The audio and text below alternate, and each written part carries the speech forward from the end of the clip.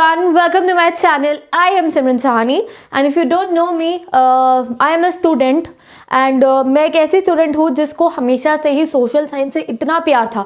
आप लोगों को काफ़ी सारे लोग ऐसे मिलते होंगे जो कहते होंगे सोशल साइंस गंदा है, सोशल साइंस ये है, सोशल साइंस वो है, सोशल साइंस एक बोरिंग सब्जेक्ट है। But no, it depends on the person कि उसे सोशल साइंस कैसे लगेगा।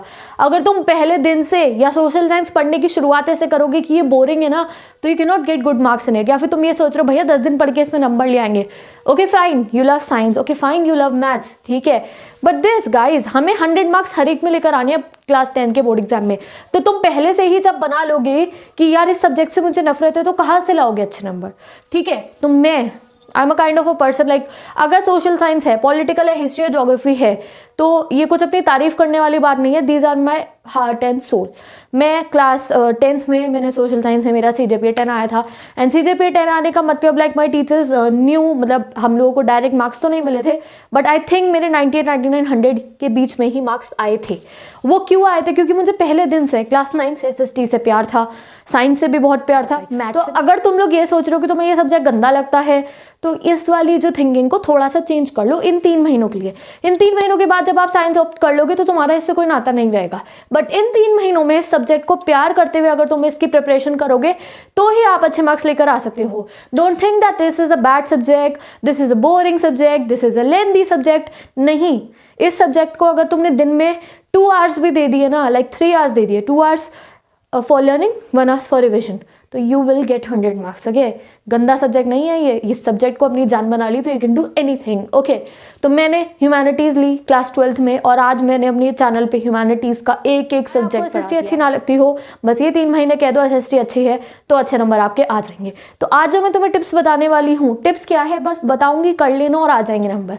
तो इस पैटर्न को जब तुम फॉलो करते हुए SST पढ़ोगे, तो मैं तो 95 की भी बात नहीं करती हूँ, मैं सीधा 100 मार्क्स की बात करती हूँ अब। बिकॉज सिलेबस इतना सा बच गया है, इतना सा सिलेबस इज हलवा। ओके, बस खाना है उसको और 100 मार्क्स लेकर आने हैं। This is the deal between me and 100 marks scorers of class 10 students, ठीक है। तो पहली बात तो ये भी देख लो, ये SST नहीं है, इसे सोशल साइंस हम लोग कहते हैं SST इसको, but there is a huge difference between SST and social science. SST social studies, ये थोड़ा इसका लेवल कम होता है। What we are studying now it is social science. तो कोई नहीं, हम कुछ भी कह लेते हैं, कोई टेंशन नहीं है। तुम SST बोलो, सोशल साइंस बोलो, but yes, this is not SST, this is social science what you are studying. तो basically you are having 4 difficult subjects, you are having 4 subjects. But अब की बार आप लोगों के लिए डिफिकल्ट नहीं है, because there are deleted chapters. तो डिलीटेड चैप्टर्स ने हमें बचा लिया है, and it's very easy to get 100 marks for you guys.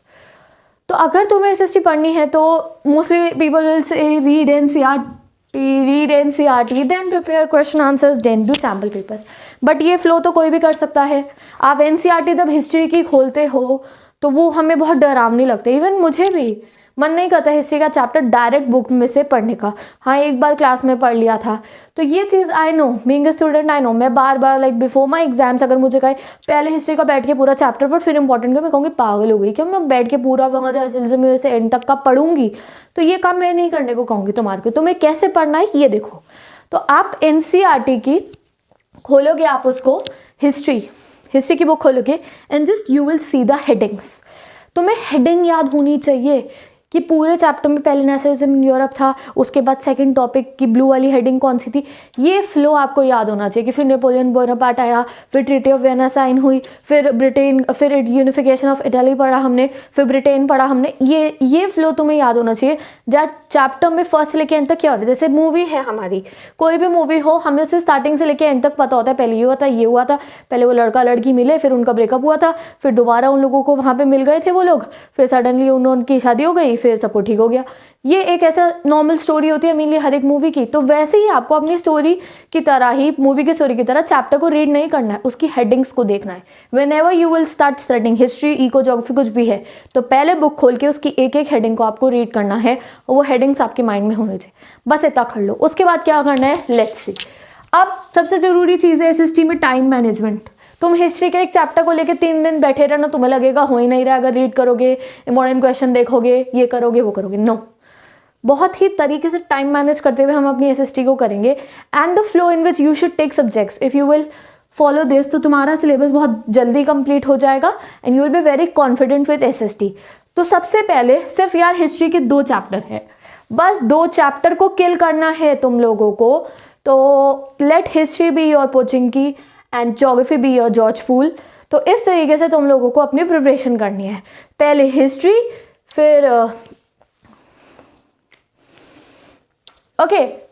तो ऐसे ही आप अपने इफ़ यू प्ले गेम्स, तो ऐसे ही अपने सारे सब्जेक्ट्स को, हिस्ट्री को कोई नाम दे दो, सिविक्स को कोई नाम दे दो, ज्योग्राफी को कोई नाम दे दो एंड इकोनॉमिक्स को कोई नाम दे दो, और उसी फ्लो में तुम्हें उनको किल करना है वहाँ पे जाकर, उस चैप्टर को वहाँ पे जाके किल करना है। जैसे हम जाके बंदों को मारते हैं ना, वैसे ही हमें जाकर उस एरिया में हिस्ट्री में जाके जितने सब्जेक्ट है, कितने चैप्टर्स आपके हिस्ट्री के 2 है ना, तो 2 को जाके किल करेंगे। फिर हम पहुँचेंगे सिविक्स में, कोई भी इमेजिन कर लो प्लेस, वहाँ जाके उसको किल करेंगे। फिर हम पहुँचेंगे ज्योग्राफी पे, वहाँ पर जितने चैप्टर्स है उन्हें जाके किल करेंगे। फिर लास्ट में हम जाएंगे इको पे, और इको में जितने चैप्टर्स है उन्हें जाके किल करेंगे। अगर आप इस फ्लो में अपने चैप्टर्स को पढ़ोगे you will feel very relaxed. तो हिस्ट्री के मुश्किल 2 चैप्टर्स मुश्किल नहीं है, अगर हिस्ट्री के चैप्टर्स को समझोगे तुम तो बहुत आसान लगेंगे। अब पढ़ना कैसे, पहले आपने हेडिंग देख लेनी है चैप्टर की and after that what you will do is उन हेडिंग्स को एक कॉपी के अंदर आप लोग लिखोगे। सपोज करो ये आपने एक ऐसी डायरी ले ली है एंड नोट्स वाले पोर्शन में, और इधर you can even take a notebook, register बना लो, एक एसएसटी लिख लो, उस पर 3 महीने हैं, 1 महीने के अंदर, 1 महीने नहीं 20 दिन में आपका एसएसटी का syllabus I will make a planner so that आपका कंप्लीट हो जाए। आप लोग हिस्ट्री ऊपर हेडिंग डालोगे नेशनलिज्म इन यूरोप, और जो हेडिंग्स है सिर्फ उनको लिखोगे जो ब्लू पेन से आपकी बुक में लिखी होती है, चाहे आप उनको देख के लिखना। ये आपका फर्स्ट नोट्स का पेज रेडी हो गया है फॉर नेशनलिज्म इन यूरोप, आपने वो बुक में से भी पढ़ लिया।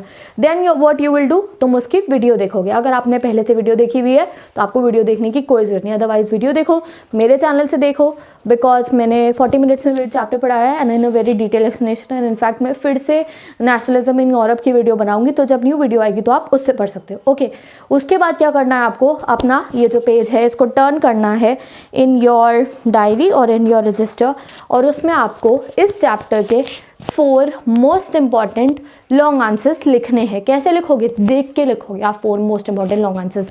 अब वो लॉन्ग आंसर्स तुम्हें कहाँ मिलेंगे, मेरे यूट्यूब चैनल से ही मिलेंगे, रिविजन बैच क्लास 10 एसएसटी में मैं इस चैप्टर हर एक चैप्टर के लॉन्ग आंसर्स करा चुकी हूँ। अगर मेरे यूट्यूब चैनल से नहीं देखने तो कोई भी रिफ्रेशर आपके पास है, फिर गूगल क्रोम पे आपको सर्च कर लेना है nationalism in Europe most important long answer question, और उनको आपको 4 क्वेश्चंस को अपनी डायरी में, अपने रजिस्टर में, चाहे तुम देख के लिख लो एक बारी, ठीक है, वो लिखना है। एंड देन तुम्हारे काफ़ी कुछ मटेरियल जो आपको एग्जाम टाइम पे हेल्प करेगा वो रेडी हो चुका होगा। ओके, ये डील तुम्हें हर एक चैप्टर के साथ करनी है। जब भी आप कोई चैप्टर स्टार्ट करोगे तो सबसे पहले आप उसकी हेडिंग्स लिखोगे एक रजिस्टर में, उसके बाद उसकी वीडियो देखोगे, और फिर उसके 4 मोस्ट इंपॉर्टेंट लॉन्ग आंसर कह रही हूँ, ज़्यादा नहीं कह रही हूँ, वो आपको देख के अपने एक रजिस्टर में मेंटेन करने हैं, ठीक है। और फ्लो क्या होना चाहिए आपका हर एक उसका, हिस्ट्री, फिर करेंगे हम सिविक्स, हिस्ट्री कंप्लीट हो गई, एक इतना बड़ा बर्डन आपके सर पे से कंप्लीट हो जाएगा।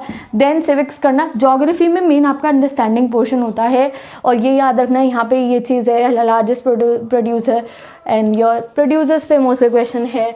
एंड देन इकोनॉमिक्स बहुत ईजी है, छोटे छोटे चैप्टर है, तो वो हम बेसिकली एक हफ्ते में 3 दिन में भी पूरी इकोनॉमिक्स कंप्लीट कर सकते हैं। उसके बाद मैंने आपको बता दिया चैप्टर में आप पहले हेडिंग रीड करोगे, सब हेडिंग रीड करोगे चैप्टर की, एंड उसको एक डायरी में आपको लिखना है। जब आप ये काम करोगे ना तो तुम्हें बोर्डम नहीं लगेगा एसएसटी को पढ़ते हुए। एसएसटी के की फीचर्स क्या है आप लोगों के, तुम्हें बोर्डम लगता है एंड तुम भूल जाते हो। अब भूलोगे कैसे नहीं, जब तुमने एक डायरी में देख देख के ही हेडिंग और सब हेडिंग लिखी होगी ना, तो तुम कभी भी चैप्टर का प्रीलिम्स नहीं भूलोगे। ये नहीं भूलोगे चैप्टर में हो क्या रहा है। बेसिकली यही होता है, मैं अगर अभी तुमसे पूछूं कि नेशनलिज्म इन इंडिया में क्या हुआ था, तो तुम भूल जाओगे कि स्टार्टिंग में हमने रॉलेट एक्ट पढ़ा, फिर हमने ये पढ़ा, फिर हमने ये पढ़ा, फिर हमने भूल जाते हैं हम लोग। तो ये चीज़ जब तुम अपने खुद के हाथ से हेडिंग्स लिखी होगी तो वो तुम नहीं भूलोगे। और बोर्डम, जब हम कुछ कुछ लिखते रहते हैं ना, even you can make some doodle arts, Napoleon का डूडल आर्ट बना लेना, ऐसे इसको नेपोलियन बना देना, हाथ में इसके तलवार लिए, डूडल आर्ट करते हुए आप अपनी डायरी में सब हेडिंग्स लिखना और 4 क्वेश्चन लिखना।